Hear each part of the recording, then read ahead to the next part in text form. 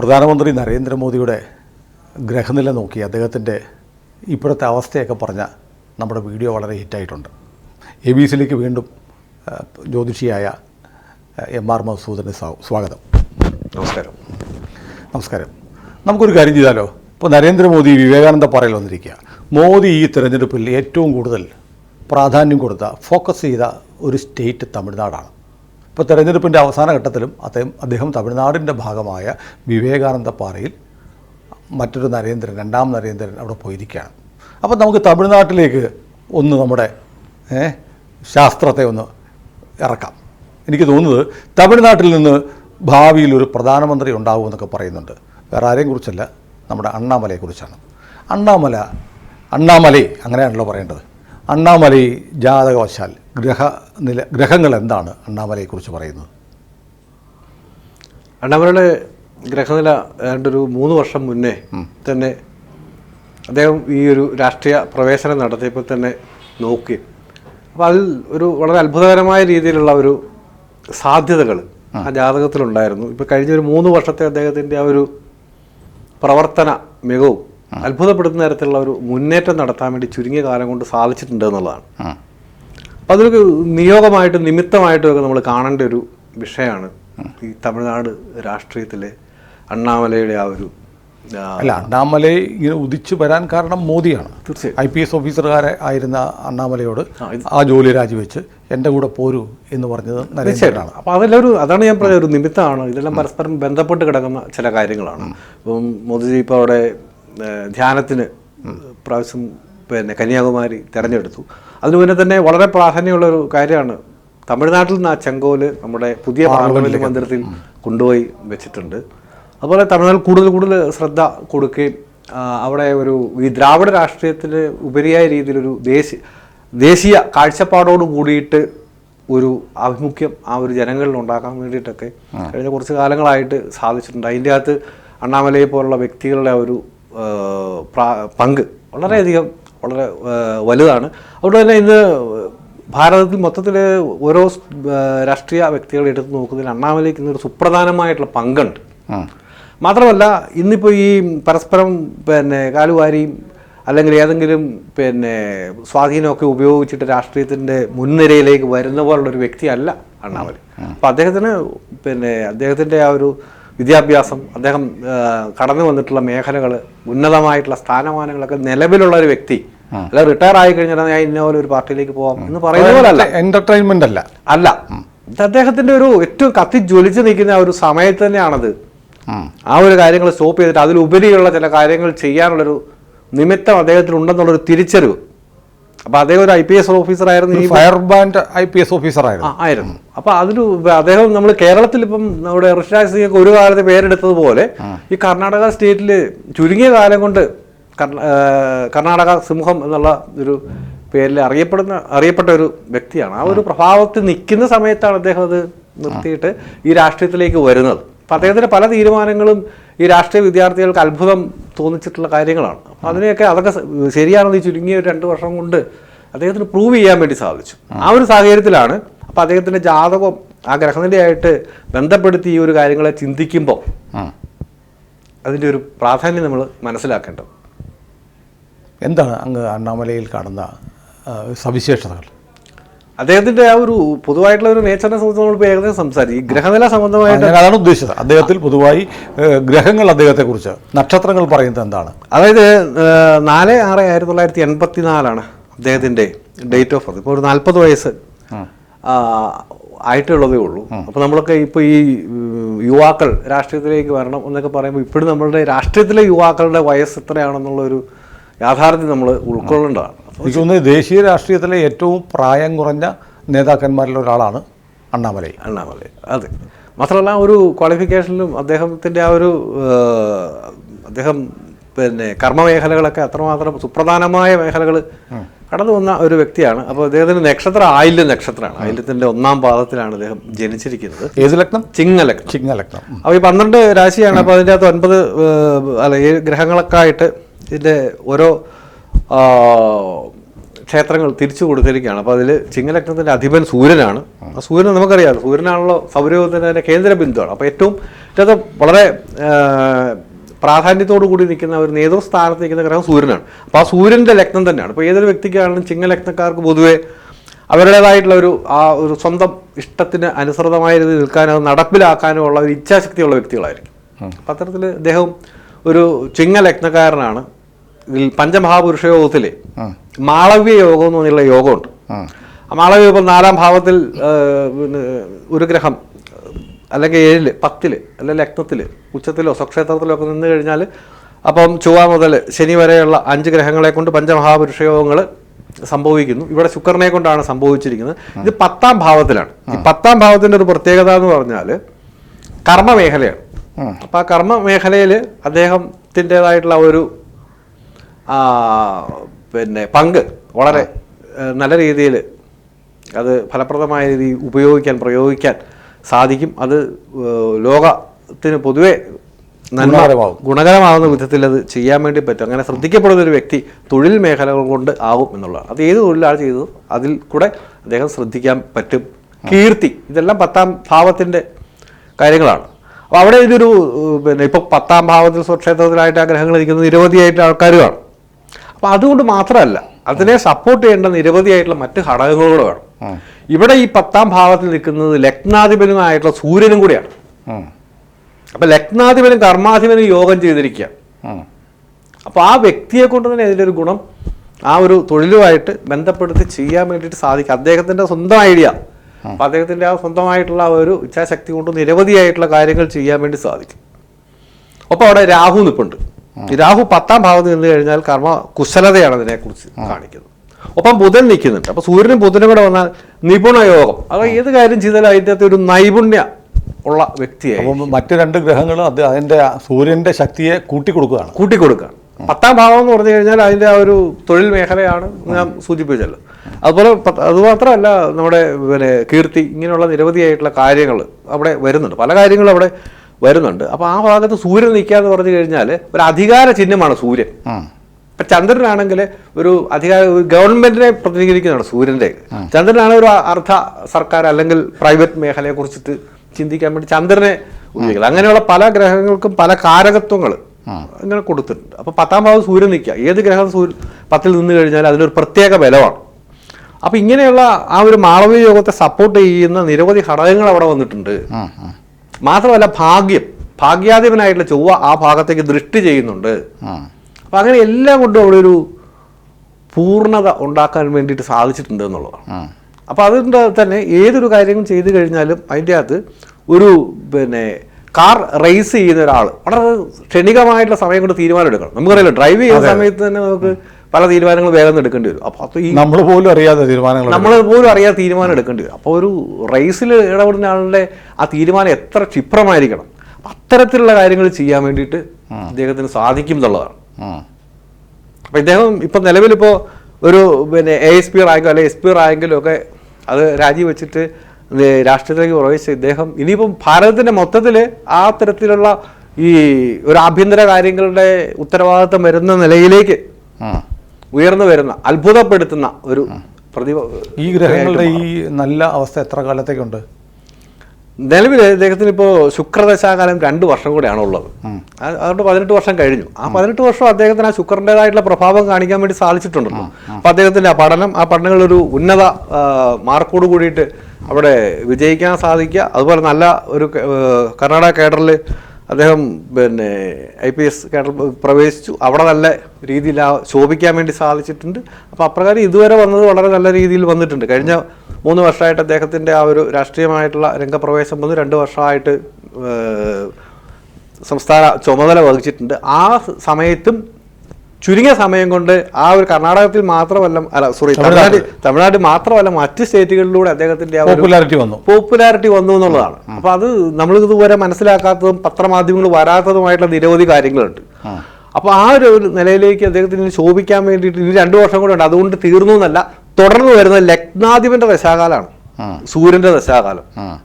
അപ്പോൾ അതിൻ്റെ അകത്ത് തന്നെ പറയാം, ലഗ്നാധിപ ദശാകാലേ തരുണാംഗ സമാഗമം ഇഷ്ടാഭിപ്രായ സമ്പൂർണ്ണ സമസ്ത ജനസമ്മതം എന്നുള്ളതാണ്. അപ്പം ഇതിലും വലിയ നിലയിൽ ശോഭിക്കാൻ പറ്റുന്നൊരു ദശാകാലമാണ് ഇനി വരുന്നത്. അതെ, അപ്പോൾ ഇതിനേക്കാൾ കൂടിയ ഒരു അണ്ണാമലയാണ് ഇനി നമ്മൾ കാണാൻ പോകുന്നത്. അപ്പോൾ പലരും പറയുന്നുണ്ട് ഈ സൗത്ത് ഇന്ത്യയിൽ നിന്നൊരു പ്രധാനമന്ത്രി ഉണ്ടാവും. ഒരുപാട് അണ്ണാമലയുടെ പ്രായം വെച്ച് നോക്കുമ്പോൾ ഇനി ഒരുപാട് കാലമുണ്ട്. മോദിക്ക് ഇപ്പോൾ 72 അല്ലേ, 73 വരുന്നു. തീർച്ചയായിട്ടും. അപ്പോൾ 33 വർഷം അണ്ണാമലയേക്കാളും മുന്നിലാണ് മോദിയുടെ ജീവിതയാത്രയിൽ. പക്ഷേ ഇത്രയും വർഷം അദ്ദേഹത്തിന് ബാക്കിയുണ്ട്. അപ്പോൾ സൗത്ത് ഇന്ത്യയിൽ നിന്നുള്ളൊരു പ്രധാനമന്ത്രി എന്ന പലരും പറയുന്നു അണ്ണാമലയായിരിക്കുന്നത്. അങ്ങനെയുള്ള വല്ല ഇതും കാണുന്നുണ്ടോ? നിലവിൽ നമ്മൾ ഇപ്പോഴത്തെ ഒരു സിറ്റുവേഷൻ ചിന്തിച്ചു കഴിഞ്ഞാൽ ഈ സൗത്ത് ഇന്ത്യൻ പ്രദേശങ്ങളിൽ ഏറ്റവും കൂടുതൽ ഒരു മുൻകൈ ഉള്ളത് അണ്ണാമലയ്ക്കാണ്. സ്വാഭാവികമായിട്ട് ഒരു രാഷ്ട്രീയ വിദ്യാർത്ഥികൾക്ക് പറയാൻ വേണ്ടി സാധിക്കും. അതിനെ ഊട്ടിയുറപ്പിക്കുന്ന വിധത്തിലാണ് ഈ ഇദ്ദേഹത്തിൻ്റെ ഈ ഗ്രഹനില നിൽക്കുന്നത്. പൊതുവെ ഈ തെക്കേ ഇന്ത്യൻ സംസ്ഥാനങ്ങളിൽ നിന്ന് ഉന്നതമായ സ്ഥാനങ്ങളിലേക്ക് ആരും എത്തിയിട്ടില്ല എന്നുള്ളത് അത്യപൂർവം ആൾക്കാർ. പ്രധാനമന്ത്രി പദത്തിൽ ദേവഗൗഡ വന്നിട്ടുണ്ട്. അതെ, അതൊക്കെ ഒരു യാദൃശ്ചികമായിട്ട് ഒരു ഗതിയും പരഗതി ഇല്ലാതെ വന്നു എന്ന് വേണം അതിനെക്കുറിച്ച് പറയാൻ വേണ്ടിയിട്ട്. അതല്ലാതെ ഉള്ള ഒരു മുൻകൈ ഉണ്ടായിട്ടില്ല എന്നുള്ളതാണ്. പക്ഷെ അതിനൊക്കെ ഒരു മാറ്റം വരും എന്നുള്ളതാണ്. അപ്പോൾ ഇപ്പോൾ മോദിജി ആ വിഭാവനം ചെയ്യുന്ന ഒരു സങ്കല്പത്തിന് അനുസൃതമായ രീതിയിലൂടെ തെക്കോ വടക്കോ പടിഞ്ഞാറോ എന്നുള്ളൊരു പക്ഷാപാതം മറ്റു കാര്യങ്ങളിൽ ഇപ്പൊ തന്നെ ഏറ്റവും നമ്മൾക്ക് ആദ്യം സൂചിപ്പിച്ചതുപോലെ ചെങ്കോല് ഒരു വളരെ പവിത്രമായിട്ട് അവിടെ കൊണ്ടുപോയി സ്ഥാപിച്ച് നമ്മുടെ ആ രാജ്യത്തിന്റെ വിവിധ ഭാഗങ്ങളുടെ ഒരു പ്രാധാന്യത്തെക്കുറിച്ചും ഇപ്പൊ കഴിഞ്ഞ പ്രാവശ്യം ധ്യാനത്തിലിരുന്ന ദിക്കിന് നേരെ ആ ദിക്കിന് വിപരീതമായ രീതിയിൽ അടുത്ത ഒരു കേദാർനാഥിലും ഇനിയിപ്പോ ഒരു 5 വർഷം കഴിഞ്ഞ് അദ്ദേഹം വേറൊരു സ്ഥലത്ത് ഇരിക്കുന്ന സ്ഥലമൊക്കെ വളരെയധികം എന്താ പറയാ പബ്ലിസിറ്റി കിട്ടത്തക്ക രീതിയിലുള്ള ഒരു സാഹചര്യത്തിലേക്ക്. അതിനകത്ത് വേറൊരു കോയിൻസിഡൻസ് കൂടിയുണ്ട്. അതായത് ആദ്യത്തെ ഇലക്ഷൻ കഴിഞ്ഞ് മോദിജി പോയത് പ്രതാപ്ഗഡിലാണ്. അവിടെ വെച്ചാണ് അവിടെ മുഗൾ സുൽത്താൻ്റെ സേനാധിപനെ കീഴ്പ്പെടുത്തിയ സ്ഥലമാണ് പ്രതാപ്ഗഡ്. അവിടെ അതിനുശേഷമാണ് ഛത്രപതി ശിവാജി ഭാരത സാമ്രാട്ടായി മാറിയത്. അവിടെയാണ് ആദ്യം പോയത്. പിന്നെ കേദാർനാഥിൽ പോയി. ഇപ്പോൾ ഭാരതത്തെ വീണ്ടെടുക്കാൻ വേണ്ടി ശ്രമിച്ച നരേന്ദ്രൻ ഇരുന്ന അതേ സ്ഥലത്ത് പോയിരിക്കുന്നു. ഇതെല്ലാം കൂട്ടി വായിക്കേണ്ട ഒരു വലിയ ഇതിഹാസ സമാനമായ അനുഭവങ്ങളുടെ ഒരു കേദാരഭൂമിയാണിത് മൂന്നും. തീർച്ചയായിട്ടും അതൊക്കെ നമുക്ക് ഈ ഒരു കാലഘട്ടത്തിൽ ജീവിക്കാൻ പറ്റിയത് തന്നെ ഒരു ഭാഗ്യമായിട്ട് കണക്കാക്കേണ്ടതാണ്. കാരണം ഇപ്പോൾ ഈ പറഞ്ഞ പല കാര്യങ്ങളുടെയും യാഥാർത്ഥ്യമല്ല മാധ്യമങ്ങൾ പുറത്തു കൊണ്ടുവരും. അപ്പോൾ അതിലേക്കത്തൊക്കെ ഗോസിപ്പുകളും സാധാരണ ഈ ഒരു വില കുറഞ്ഞ നിലവാരത്തിലുള്ള കാര്യങ്ങളുമാണ്. ഇപ്പോൾ അണ്ണാമലയുടെ ജാതകം നമ്മൾ നോക്കി വെച്ചിട്ട് ഇപ്പോൾ പറയാവുന്ന അണ്ണാമലയ്ക്ക് അദ്ദേഹത്തിൻ്റെ ജാതകവശാൽ ഗ്രഹങ്ങൾ അദ്ദേഹത്തിന് സമ്മാനിച്ചിരിക്കുന്ന ജീവിതത്തിലെ ഏറ്റവും ശ്രേഷ്ഠമായ കാലമാണ്. ഇനി വരാനിരിക്കുന്നത് 2 വർഷത്തിന് ശേഷം അദ്ദേഹത്തിന് ഈ ഉത്തരോത്തരം അഭിവൃദ്ധി ഉണ്ടാവുന്ന കാലമാണ് വരാനിരിക്കുന്നത്. ഒരു പക്ഷേ ഇപ്പോൾ ആളുകളൊക്കെ പറയുന്ന പോലെ ഭാവിയിൽ ഇന്ത്യയുടെ പ്രധാനമന്ത്രി ആയാൽ പോലും അത്ഭുതത്തിന് വകയില്ല. ഇത്രയാണല്ലോ നമുക്ക് സംഗ്രഹിച്ച് പറയാൻ പറ്റുന്നത്. അദ്ദേഹം ഭാരതത്തിൻ്റെ പ്രധാനമന്ത്രി ആവുമോ ഇല്ലയോ എന്നുള്ളൊരു ചോദ്യത്തിന് ഏറ്റവും ടോപ്പായിട്ടൊരു പൊസിഷനിലേക്ക് ഇദ്ദേഹം ഉറപ്പായിട്ടും എത്തിച്ചേരും. ഇത് നമ്മൾക്കൊക്കെ അഭിമാനകരമായ രീതിയിൽ പോയി ദക്ഷിണേന്ത്യയിൽ നിന്നും നമുക്കൊരു പ്രതിനിധി ഒരു നിലയിലേക്ക് ഉണ്ടാവും. അതുപോലെ തന്നെ ഈ ശത്രുക്കളോ അങ്ങനെയുള്ള കാര്യങ്ങളെയൊക്കെ വളരെ വേഗം തന്നെ ഇല്ലായ്മ ചെയ്യാൻ വേണ്ടിയിട്ടൊരു ശേഷിയുണ്ട്. അതുപോലെ അസ്ത്രയോഗം എന്ന യോഗമുണ്ട്. ആ അസ്ത്രയോഗം ഉണ്ട്. അതായത് 6ാം ഭാവത്തിലേക്ക് ശുഭഗ്രഹങ്ങൾ ദൃഷ്ടി ചെയ്യുക. 6ാം ഭാവാധിപൻ ഉച്ചത്തിലോ സ്വക്ഷേത്രം പ്രാപിച്ചോ കേന്ദ്രത്തിൽ നിൽക്കുക. അപ്പോൾ അപ്രകാരമൊക്കെ ഉള്ള പലതരത്തിലുള്ള യോഗങ്ങളും മറ്റു കാര്യങ്ങളും ഒക്കെ ഉള്ള ഒരു മോദിജിക്ക് അഖണ്ഡ സാമ്രാജ്യ യോഗം ഉണ്ടായിരുന്നു എന്നാണ് അങ്ങ് പറഞ്ഞത്. അതെ, അത് അങ്ങനെ വല്ലതും ഉണ്ടോ? അതേ തരത്തിലുള്ള അഖണ്ഡ സാമ്രാജ്യവും ഉണ്ട്. ഞാനത് അവിടെ തന്നെ ഉണ്ട്. അതുപോലെ ഈ അണ്ണാമലയ്ക്കും ആ ഒരു യോഗങ്ങളുണ്ട്. അതുപോലെ ഇതെല്ലാം ഒരു യാദൃശ്ചികമെന്നോണം പലതരത്തിലുള്ള സിമിലാരിറ്റികൾ ഈ പറഞ്ഞ ഗ്രഹനിലകളിലൊക്കെ കാണാൻ സാധിക്കുന്നുണ്ട്. ഇവരുടെയൊക്കെ ആ ഒരു കാര്യങ്ങൾ ഇവരുടെയൊക്കെ ഒരു പശ്ചാത്തലം എന്ന് പറഞ്ഞു കഴിഞ്ഞാൽ ഒരു ഉന്നതമായിട്ടുള്ള രാഷ്ട്രീയമോ അല്ലെ കുടുംബവാഴ്ചയുടെ പേരിലോ ഒന്നുമല്ല. സാധാരണക്കാരുടെ ഒരു കുടുംബത്തിൽ ജനിച്ചിട്ട് ആ ഒരു ഉൾവിളി അല്ലെങ്കിൽ അതിൻ്റെ ഒരു നിയോഗം ആ ഒരു പ്രപഞ്ചം തന്നെ ഒരുക്കി കൊടുത്തിട്ടുള്ള വ്യക്തികളും മറ്റുമാണ്. അപ്പോൾ അതൊക്കെ അങ്ങനെയുള്ള വ്യക്തികൾ മുന്നോട്ട് വരുന്നത്. അവരുടെ കാലം കഴിഞ്ഞാലും അവർ ഈ ജാതകത്തിലൊക്കെ അദ്ദേഹത്തിന് മോദിജിയുടെ ജാതകത്തിൽ പറഞ്ഞതുപോലെ ഇതിൻ്റെ അകത്തൊരു യോഗം അമലായോഗം. അതെന്താണ്? അത് മലിനമാകാത്ത വ്യക്തിത്വത്തിൻ്റെ ഉടമ. അവർ സ്വജനപക്ഷപാതത്തിനോ അല്ലെ സ്വാർത്ഥ കാര്യങ്ങൾക്ക് വേണ്ടിയിട്ടോ യാതൊരു കാര്യങ്ങളും ചെയ്താൽ രാഷ്ട്രത്തിൻ്റെ ആ ഒരു പരമോന്നതിക്ക് വേണ്ടിയിട്ട് പ്രവർത്തിക്കുന്ന ഒരു നിലയായിരിക്കും അത്. പിന്നെ ഇപ്പം നമ്മൾ സാധാരണ ഇപ്പോൾ ഒരു പ്യൂണായിട്ടോ അല്ലെങ്കിൽ ഒരു ഏതെങ്കിലും ഒരു ജോലി ആയിക്കോട്ടെ, അല്ലെങ്കിൽ ഒരു കൃഷിക്കാരനാവട്ടെ, അപ്പോൾ അവർക്കാണെങ്കിൽ അമലായോഗം വന്നിട്ടുണ്ടെങ്കിൽ അവരവരുടേതായ മേഖലയിൽ യാതൊരു മലീമസമാവാത്ത ഒരു ജീവിതത്തിൻ്റെ ഉടമയായിരിക്കും. അപ്പം അങ്ങനെയുള്ള ധാരാളം അങ്ങനെയുള്ള ആളുകളാണ് രാഷ്ട്രീയത്തിൽ ഇല്ലാത്തത്. അപ്പം അങ്ങനെയുള്ള ആൾക്കാരും ഉണ്ട് എന്നുള്ള ഒരു തിരിച്ചറിവ് ഇന്നത്തെ പുതിയ തലമുറകളിലേക്ക് കൊടുക്കേണ്ട ഒരു ഉത്തരവാദിത്തം ഇന്നത്തെ ഈ സമൂഹത്തിനുണ്ട്. അതാണ് കൂടുതൽ ഈ അരാഷ്ട്രീയവാദികളും മറ്റു കാര്യങ്ങളും വരുന്നത്.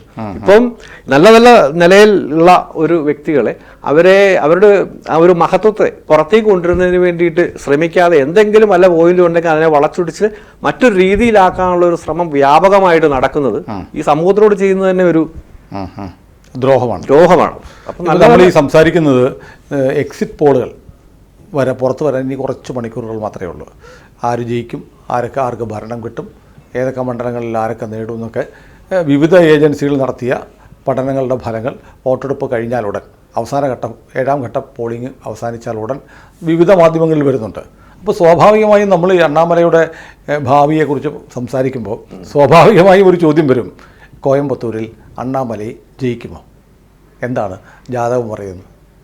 തീർച്ചയായിട്ടും അണ്ണാമലൈ ജയിക്കും എന്ന് തന്നെയാണ് എൻ്റെ അഭിപ്രായം. മാത്രമല്ല കഴിഞ്ഞ ഒരു 2 വർഷത്തിന് മുന്നേ അത് ഗ്രഹനില പ്രകാരമാണോ അങ്ങയുടെ ഒരു വിലയിരുത്തൽ, രാഷ്ട്രീയ വിലയിരുത്തൽ? ഈ ഗ്രഹനില പ്രകാരമാണെങ്കിലും ഈ ശുക്രന്റെ ദശാകാലമാണ്. അത് കീർത്തി ഉണ്ടാവേണ്ട ഒരു ടൈമാണിത്. അപ്പം അദ്ദേഹത്തിന് കീർത്തി ഉണ്ടായേ മതിയാവുള്ളൂ. അപ്പം അത് ഒരു ജയത്തിലേക്ക് തന്നെ വരും. കീർത്തി ഉണ്ടാവാൻ വേറെയും മാർഗങ്ങളുണ്ട്. ജയിച്ചില്ലെങ്കിലും അദ്ദേഹത്തിന് രാജ്യസഭാ സീറ്റ് കൊടുത്ത് കേന്ദ്ര മന്ത്രിസഭയിൽ എടുത്താലും മതി. ജയിച്ചില്ലെങ്കിലും രാജ്യസഭാ സീറ്റ് കിട്ടുന്നതിലുപരി, കാരണം അതാണ് താങ്കൾ ചോദിച്ച ചോദ്യത്തിന് ഉള്ള ഉത്തരം ഞാൻ പറഞ്ഞത്. 2 വർഷം മുന്നേ സംസ്ഥാന അവിടെ അസംബ്ലി തിരഞ്ഞെടുപ്പ് നടക്കുമ്പോൾ അവിടെ ഇതുവരെ പിന്നെ BJP-യുമായിട്ട് ഘടകകക്ഷിയായിരുന്നുള്ള AIADMK ആയിട്ട് സഖ്യം വേണ്ടാന്ന് പറഞ്ഞു. എല്ലാവരും അത് ഒരു അത്ഭുതത്തോടെ ഭയത്തോടു കൂടിയാണ് കേട്ടത്. പക്ഷേ അതിനുശേഷം വന്ന ഇലക്ഷനിൽ അതിനു മുമ്പ് ഉണ്ടായിരുന്നതിൽ 4 സീറ്റ് അദ്ദേഹത്തിന് സൃഷ്ടിക്കാൻ വേണ്ടി സാധിച്ചു എന്നുള്ളതാണ്. അതും വളരെ തന്ത്രപ്രധാനമായിട്ടുള്ള കമലഹാസൻ അടക്കമുള്ളവരെ തോൽപ്പിക്കാൻ പറ്റി. അപ്പം അതിലും വലിയൊരു മുന്നോട്ട് പോക്ക് ഈ ഇലക്ഷൻ ഉണ്ടാവും. അതും അദ്ദേഹത്തിന്റെ കീർത്തിയെ വർദ്ധിപ്പിക്കാൻ പ്രാപ്തമാവുമല്ലോ. അദ്ദേഹം ജയിക്കുമോ ഇല്ലയോ എന്നുള്ളതാണ് നമുക്ക് പ്രേക്ഷകർ ഏറ്റവും കൂടുതൽ താല്പര്യപ്പെടുന്നത്.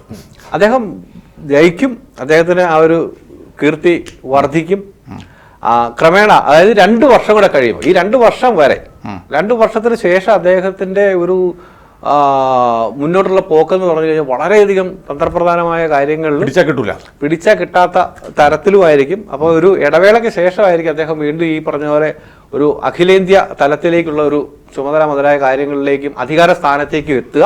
അതിനു മുന്നേ അദ്ദേഹത്തിന് തമിഴ്നാട്ടിൽ തന്നെ നിരവധിയായിട്ടുള്ള കാര്യങ്ങൾ ചെയ്യേണ്ട ഒരു സാഹചര്യം ഉണ്ടാവും. അതായത് അത് ഞാനിങ്ങനെ ഒന്ന് വായിച്ചോട്ടെ. അത് ഉടനെ ഒന്നും കേന്ദ്ര മന്ത്രിസഭയിലേക്ക് വരത്തില്ല എന്നാണോ ഒരു ഗ്യാപ്പ് എന്ന് പറഞ്ഞപ്പോൾ? ഇല്ല, കേന്ദ്ര മന്ത്രിസഭയിലേക്ക് വന്നു കഴിഞ്ഞാൽ പോലും അദ്ദേഹം വീണ്ടും തിരിച്ച് തമിഴ്നാട്ടിലേക്ക് തന്നെ വരും. കാരണം തമിഴ്നാട് രാഷ്ട്രീയത്തിൽ ഇനി ബഹുദൂരം മുന്നോട്ട് പോകാനുണ്ട്. തമിഴ്നാട്ടിൽ രാഷ്ട്രീയത്തിൽ നിന്ന് അണ്ണാമലയ്ക്ക് മാറി നിൽക്കാനുള്ള സാഹചര്യം ആയിട്ടില്ല. ഇപ്പം വേണമെങ്കിൽ പോയി ഒന്ന് മാറി നിന്നാൽ പോലും അദ്ദേഹം തിരിച്ച് വീണ്ടും വരും. കാരണം ഇപ്പോഴുള്ള ഒരു സാഹചര്യത്തിൽ താമസം കൂടാതെ 3 വർഷത്തിന് കൊണ്ട് തമിഴ്നാട്ടിലെ പ്രതിപക്ഷ കക്ഷിയായിട്ട് അണ്ണാമലൈ നേതൃത്വം കൊടുക്കുന്ന രാഷ്ട്രീയ പാർട്ടി എത്തും. പ്രതിപക്ഷ സ്ഥാനത്ത് നിന്ന് ഭരണപക്ഷത്തേക്ക് എത്തുക എന്നുള്ളത് അധിക ദൂരമില്ല. അപ്പൊ ആ ഒരു വലിയ ദൗത്യം അദ്ദേഹത്തിലുണ്ട്. അപ്പൊ അത് വളരെ വിജയകരമായ രീതി, അതിന്റെ ഒരു ബാല്യാവസ്ഥ, പ്രാരംഭാവസ്ഥ എല്ലാം ശക്തമായ അതിനെ തരണം ചെയ്തു കഴിഞ്ഞു. അപ്പൊ ഇനി അടുത്ത ഘട്ടത്തിലേക്ക് നല്ല രീതിയിലേക്ക് കയറി വരാൻ വേണ്ടി സാധിക്കും. അത് ഇതുവരെ നമ്മൾ മറ്റൊരു സംസ്ഥാനത്തും ഒരു 60 വർഷത്തെ ചരിത്രം നോക്കിക്കഴിഞ്ഞാൽ ഇല്ലാത്ത വിധത്തിലുള്ള ഒരു കുതിപ്പാണ് അവിടെ നടത്തുന്നത്. മാതൃകാപരമായ അല്ല, ഇതുപോലെ തന്നെയാണ് ഇന്ന സ്റ്റേറ്റ് പോലെ ഒന്നും കാണിക്കാനില്ല. ഒരു വ്യക്തി അദ്ദേഹത്തിന്റെ ആ ഒരു കാഴ്ചപ്പാടിൽ എന്നെ പോലെ അദ്ദേഹത്തെ പോലെ നിരവധിയായിട്ടുള്ള ആൾക്കാരെ സൃഷ്ടിച്ചുകൊണ്ട് അത്രമാത്രം അടിസ്ഥാനപരമായ കാര്യങ്ങൾ ശ്രദ്ധിച്ചുകൊണ്ടുള്ള കാര്യങ്ങൾ മുന്നോട്ട് കൊണ്ടുപോകാനുള്ള ഒരു ശേഷി, അത് വലിയൊരു വിജയം. ഏതായാലും പാർലമെന്റിൽ എത്തണമെന്ന് ഞാനും ആഗ്രഹിക്കുന്ന ഒരാളാണ് അണ്ണാമലൈ. ഗ്രഹങ്ങൾ പറയുന്നത് അങ്ങ് ആവർത്തിച്ചു, അത് സത്യമായി വരട്ടെ. Thank you. നമസ്കാരം. കൂടുതൽ വാർത്തകളും വിശേഷങ്ങളും നിങ്ങളിലേക്ക് എത്താൻ ABC മലയാളം സബ്സ്ക്രൈബ് ചെയ്യുക, ബെൽ ബട്ടണും അമർത്തുക.